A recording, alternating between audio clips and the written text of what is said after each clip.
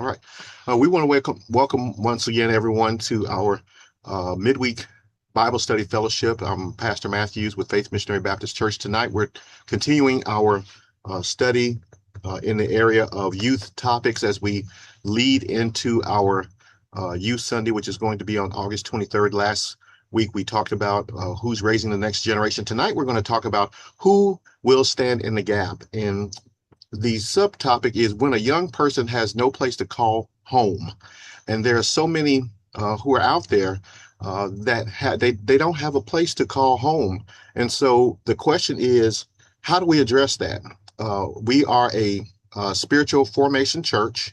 And what that means is that we are trying to be the hands and feet of Jesus as we move from salvation into discipleship. We've been called from the darkness into the marvelous light, and we have studied to become disciples of Christ. Many of those of us at Faith have gone through the 26-week discipleship course, and now we're ready for service. So what does it mean to be Christ-like as we pursue holiness? How do we work out our salvation with fear and trembling? So tonight, this in our circumstance Bible studies, we address these issues so that we will know that when we encounter someone, what can we do? And so I'm going to share with you some thoughts. And with this particular study, I want you to see that responding to the needs of vulnerable and displaced youth, it's something that all of us should do. We should be prepared to do in some shape, form, or fashion. And I had to come face to face with the fact that, hey, there are some ways that I'm going to see someone who needs help and I cannot help them the way I would like to. And what the Holy Spirit did for me, and I want to continue to share this with you, is that some people plant, some people water. God is the one that always gives the increase. A lot of times we don't always know if we're planting or if we're watering, but I do want you to know that we have a role to play, whether it's planting or watering, we have a role to play. And so does this manifest itself in our lives and in our Christian walk is based on our sphere of influence, where we have been called in our walk, because all of us have different spheres of influence. So how does it manifest itself? And tonight I want you to see that young people may experience the loss of instability, absence of a safe and dependable home, and need for caring adults. They have a loss of community, and a community that's willing to provide an appropriate presence, protection, support, advocacy, resources, relationship, and spiritual care. Can you imagine if all of these things are lacking in your life? And I know some of you have come up in such a way where some of these things are missing. So you know what it means when you don't have the appropriate protection, when you don't have someone speaking out for you because you're not in the space to speak for yourself, when you don't have the resources, when you don't have the relationships and even the spiritual care because you don't have a church. And so if we have gone through these things, how do we take that and not bury it, but allow ourselves to remember it, but remember how far God has brought us? And so our boundary is this study is not limited to street homelessness. It's not an appeal for every Christian to become a foster parent or take someone in. That's even though I believe that is a calling that may be on someone's life. I'm saying that there are other things that we can do.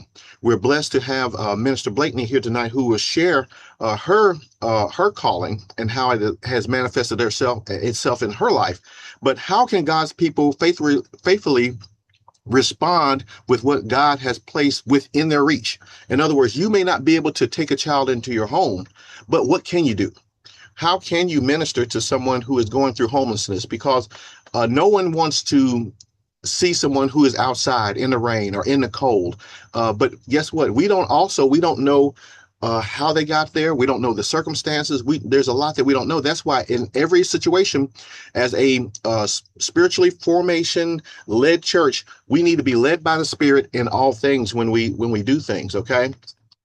So when we look at this, I want you to see that homelessness doesn't always look like homelessness.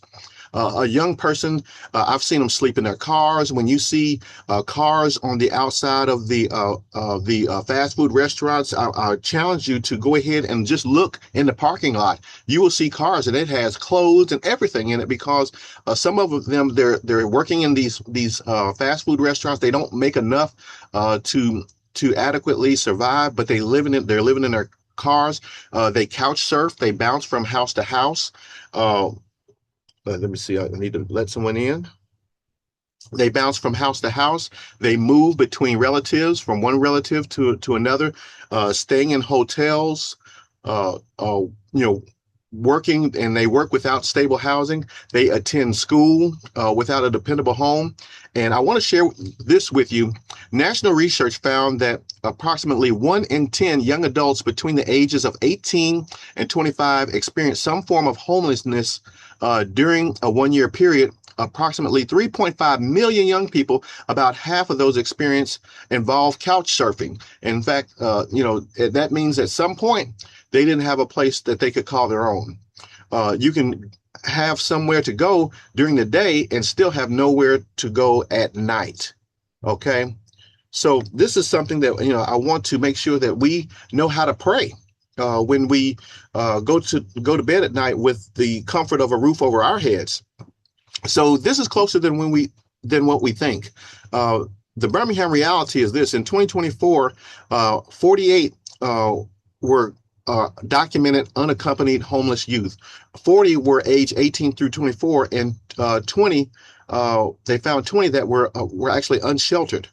And a one night count cannot capture every young person experiencing housing instability throughout the year. And so this is just what they know about, or what they thought they could capture. This does not always present the whole picture, because a lot of things, just like sexual assaults, which is what we're going to talk about next week, things go unreported for different reasons. So the circumstance can be hidden while the person is standing right in front of us. Some people, they just clean themselves up really well to the point where you don't know what situation they're in. You don't know where they came from. And that's why we have to be very careful that when people, if they do make it to church, that's why we need to be friendly. We need to make them feel comfortable. We need to make them, feel valued, because we just don't know where they have had to struggle to, or what mountain or valley they had to go through just to make it to worship. Okay. So here's what I want you to see. I want you to keep your hand open.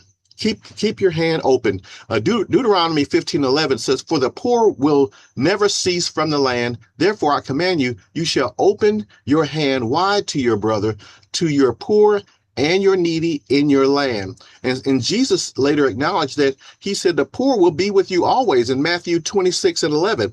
So the biblical response to the persistent need is not, why bother? It's not, I can't do anything about it. Is to always at least keep your hand open enough to be ready to minister where you can. A lot of times when we may find ourselves in situations where we close our hand and not offer because we feel like, hey, we made it, or I can't do anything to help them. So, oh well. But keep your hand open. A problem does not have to be completely solvable for your obedience to be meaningful. In other words, you may not be able to provide housing for a person, but if you can provide a meal, if you can give them a blanket, if you can give them a kind word or a smile or something, some bottled water or something, don't you know that means something?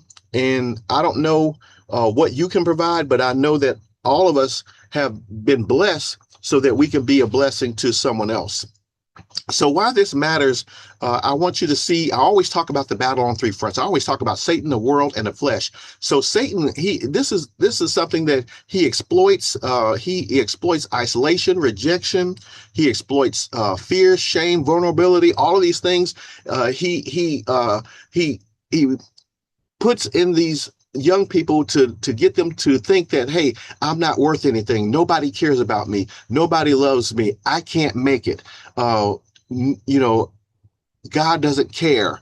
All of these things. And then the world reduces people to labels.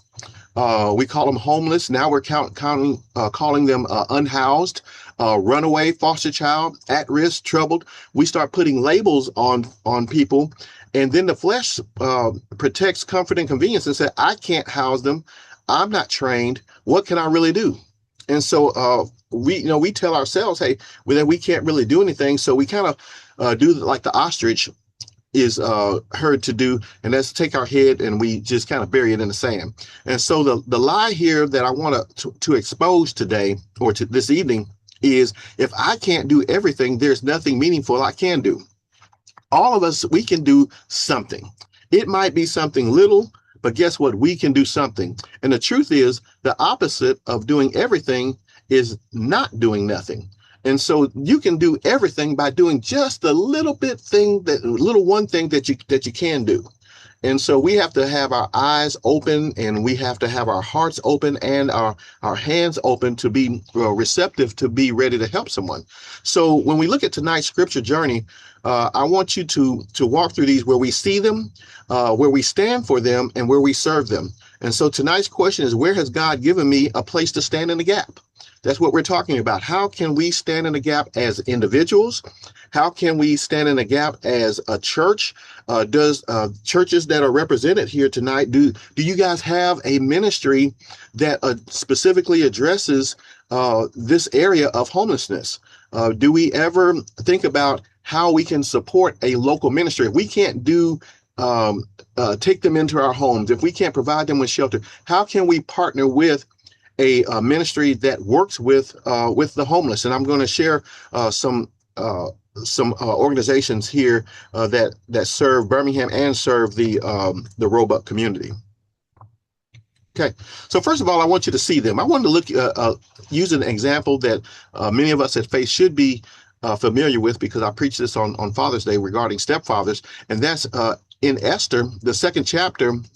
The 5th verse through the 7th verse, it says, in Shushan, the citadel, there was a certain Jew whose name was Mordecai, and Mordecai had brought up Hadassah, that is Esther, his uncle's daughter, for she had neither father nor mother.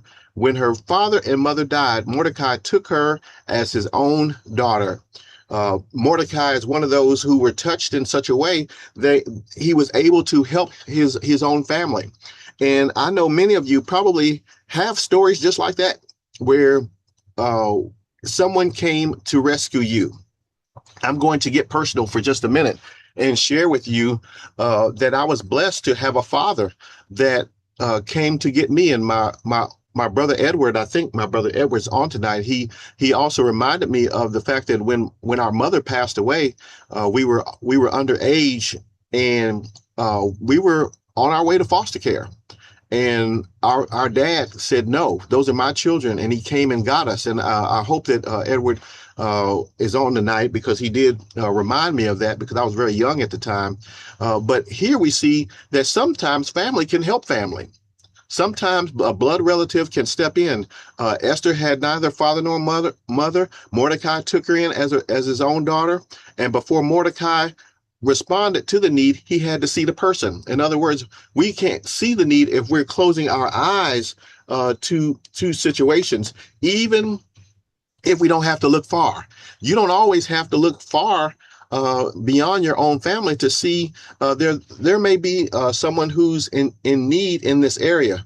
And the challenging part to this is that many times youth homelessness comes because the parents and the child, they don't get along, or something happened where they did not want to follow the rules of the home. And when we were coming up, if you didn't follow the rules of the home, your option was just one option. You can go and find someplace else to stay. And so like I said, we don't always know, what the situation is. So that's why in all situations, you have to be led by the Spirit in all things. So when we look at this situation, we see that Mordecai is a wonderful example of someone who stepped in the gap. And I don't want you to miss this, because Esther's journey unfolds where the Persian Empire, after God's people had experienced exile, displacement, the Persian Empire had taken over. Mordecai is introduced as a Jew, a Benjaminite living in Shushan, and then the scripture comes in and it tells that whole narrative about the empire taking over. The Jews were displaced. And then it goes to Mordecai and how Mordecai looked at Esther and said she didn't have a father or another mother, and so he stepped in. And so Esther's parents had died. Mordecai had brought her up and took her in as his own daughter. And his response was not momentary sympathy. He assumed an ongoing responsibility. And this is something that I'm sure that Minister Blakeney is going to talk about, is that it's different when you just come in and you give somebody a blanket, or if you come and you give somebody some water, you give somebody some money for or a meal for a day. But what about when God calls you to minister to someone in an ongoing responsibility? That is a huge responsibility and task that should not be entered into lightly. So I don't want to misapply the text tonight, because a lot of times preachers, they'll take a piece of a text here or a piece of a text there, and they will misapply it.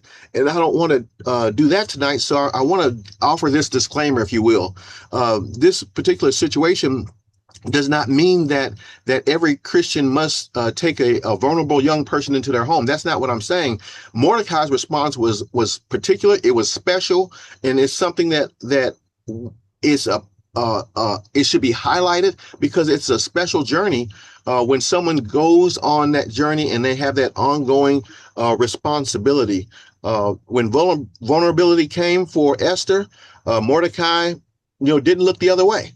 And there's so many times we find ourselves having to make a choice. Are we going to look toward the problem, or are we going to do like the ostrich and we bury our head in the sand? But we need to see the person, not just the problem. Sometimes we look at the problem, but we don't look at the person. And Mordecai didn't encounter an orphan problem. He encountered Esther. Today we can hear homelessness as a label, displaced, foster child, runaway, at risk, and see a category instead of a person and reduce them to a number or a statistic.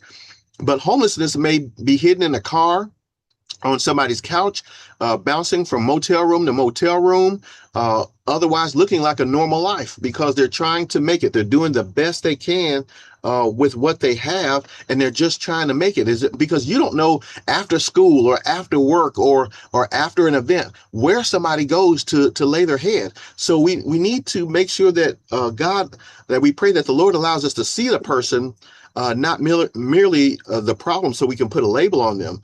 And we have to understand that we can't stand in a gap if we refuse to see the situation.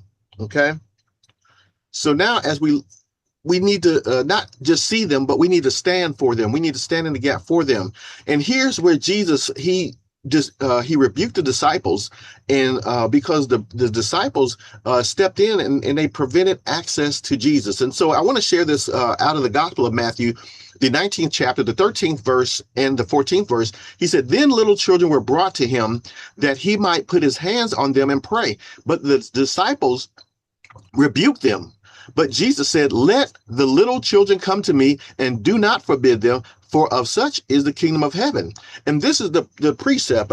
We talked about the purpose tonight with regard to youth homelessness. This is why we're here. The person that we're using as an example is Mordecai, but you could be a Mordecai. You could be a version of a Mordecai. Not that you will take someone into your home, but someone who sees the person for who they are. And then when we look at that type of person that we can be, something that can be done, then we see Jesus. The precept that he sets is that we should not be a stumbling block, and no matter what situation a child is in, we should not be a stumbling block to have access to Jesus. Okay, the children were being brought toward Jesus. The disciple tried to stop him. Jesus intervened. In other words, he stood up and he spoke up. Okay, and that may be our role to stand up and speak up and to say something, because I tell you, we are in all different spheres of influence. You may know of a problem, but what does it say about you if you don't say anything about it at all? So Jesus would not let the children be pushed aside. But here's one thing I want to point out. Matthew does not tell us why the disciples rebuke those bringing the children. So we should not assign motives to the text that the text doesn't give. I told you we want to keep everything in context. So I'm not saying that the disciples meant the children harm or whatever. But one of the things that the verse does say is that they stopped them from coming to Jesus. And then on the other end, Jesus welcomed them. And so that's what we want to know, that we should not be one of those that forbid someone from having access to Christ. And we are the hands and feet of Jesus. So if we prevent them from having access to Christ, it may be us preventing them from having access to us, because we may be the only Jesus that they see. And so I hope this is making sense, but we're covering a lot of ground. This passage is not specifically about homelessness or foster care, but it does reveal how Christ feels about children and how children matter to Christ. And if they matter to Christ, then they should matter to us. Okay. So, I want you to see something, and that's care is larger than custody. Standing for a vulnerable young person does not automatically mean taking them into your home, but it does mean that we can still encourage, we can advocate, we can connect, and we can support, and we can mentor. These are other things that you can do if you cannot take a child into your home or you can't provide them a safe space. Guess what? These are some other things that you can do.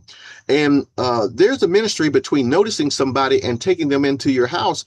Like I said, some people plant, some people water.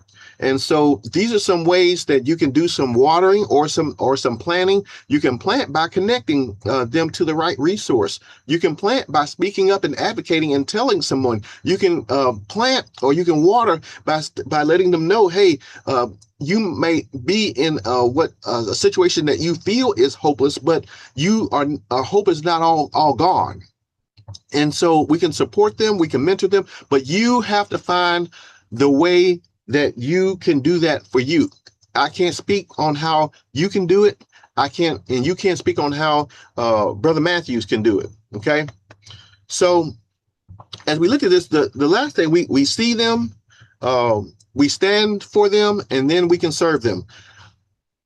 The Epistle of James 1:27 says, "Pure and undefiled religion before God and the Father is this, to visit orphans and widows in their trouble and keep oneself unspotted before the world." So the practice is that we need to start moving toward the need.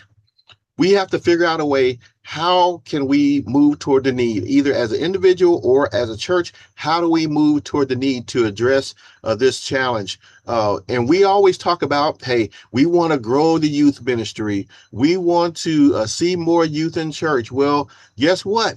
If you're not addressing this issue, how are you going to get them in church if we don't serve them by going to them where they are? They may be homeless. They may have situations where their home life is not stable to the point where church is the last thing they're thinking about, because their basic needs. You heard me many times talk about Maslow's hierarchy of needs. Their food, clothing, and shelter needs have not been addressed. So they're not thinking about Jesus and singing at the cross, because they're trying to figure out, how are we going to eat tonight? What am I going to eat tonight?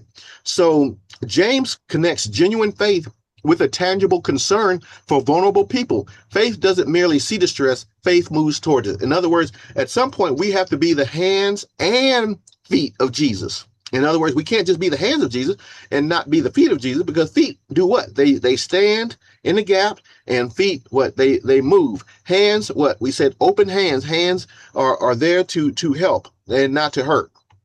And that's one thing that we want to do. We want to help, but not hurt. So what does genuine faith do? When we look at James, the first chapter in the 22nd verse, he said, hey, be doers of the word and not hearers only. He gives the picture of faith becoming practice. In other words, you got to walk what you talk about. You can't just sing about it in church and not live it out the rest of the week.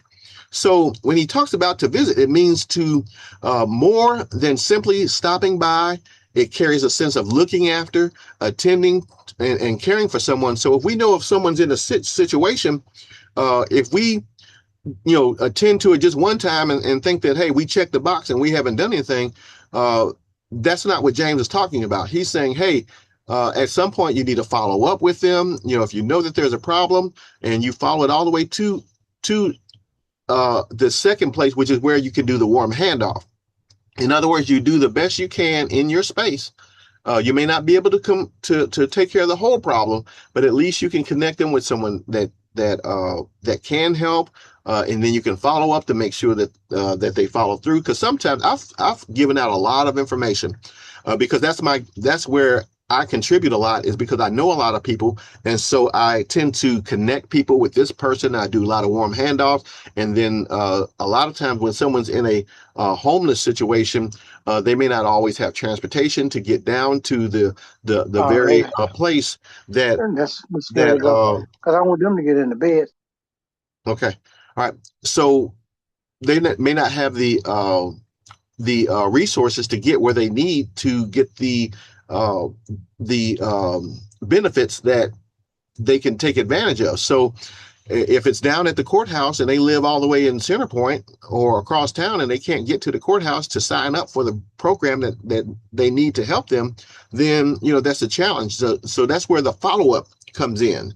But I want you to notice, when we talk about helping people in their trouble, James doesn't say that every Christian must adopt a child, but the transferable principle is this: Christian faith, it must move toward people to the point where it produces some sort of tangible care. In other words, do something positive, where you can, and make sure that it's something that you can accomplish it, but it's spiritually discerned. Okay, the Spirit is moving you to do this. It can't be just based on you feeling sorry for somebody. A lot of times we can get in trouble by doing something just because we feel sorry for someone. We need to make sure that not only that our heart is compelling us to do it, that the Spirit is compelling us to do it also.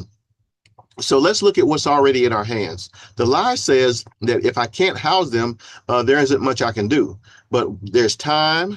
We can be present. There's resources that we can help. There's influence. We can advocate, experience. We can guide. Sometimes it's good to be able to just sit down and talk to them, because a lot of them doesn't feel like their story has been heard. And I've sat in restaurants and fast food restaurants, and just sit and just make conversation with them. And they, next thing you know, they're coming back to the table. We want to talk, and we just have a good conversation. And they just feel better just because somebody listened to them. Find out where the relationships are that can connect. And then there could be other abilities to serve. But what I don't have should not make me forget what God has already put in my hands. And so don't look at what you don't have. A lot of times we look at what we don't have, but we don't often look at what God has already blessed us with. So you don't need somebody else calling, capacity, resources, or assignment. All we have to do is be faithful to our own calling. We don't need somebody else's calling. For example, when Minister Blakeney speaks to us tonight, we don't need her calling. If you are called to the space that she operates in, please follow through and do what God has called you to do. But we all can't be that, but you can be who God has called you to be. Okay. Okay, so we're going to start ending our recording now. We want to thank those of you who will be listening to this recording in the future. Thank you for joining us tonight. We want you to remember our youth that are out there and they feel like nobody is standing in the gap for them. You can see them, you can stand for them, you can serve them, and you can keep your hand open. But we want you to connect with Faith Missionary Baptist Church. You can send a message to us via email, or you can come and worship with us at 11 o'clock on Sunday mornings at 9841 Red Mill Road. We would love to have you here in the space in Birmingham. And so we're going to be ending our recording tonight. We're moving into what is called our formation lab. That's where we open it up and we talk, and that is not something that is recorded. So I pray that everyone who is listening, who has to leave right now, that you have a wonderful evening. But if you can stay for our formation lab, please do so. And I'm going to end the recording at this time.